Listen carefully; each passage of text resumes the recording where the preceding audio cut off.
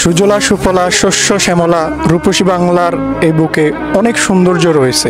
তো আমরা আসলে প্রকৃতির সাথে যতক্ষণ আসলে আমাদের সম্পর্ক হবে না ততক্ষণ আমরা এই সৌন্দর্যগুলো দেখতে পাবো না।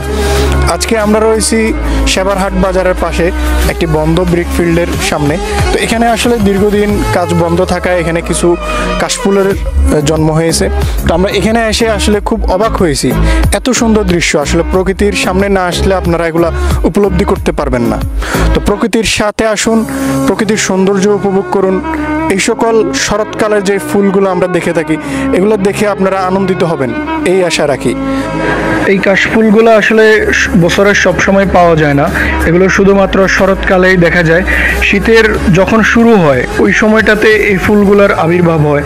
তো আপনারা যদি এই ফুলের সৌন্দর্যটা দেখতে চান তাহলে অবশ্যই শীতকালের মধ্যেই এগুলোর যেখানে বাগান আছে সেখানে ভ্রমণ করতে পারেন।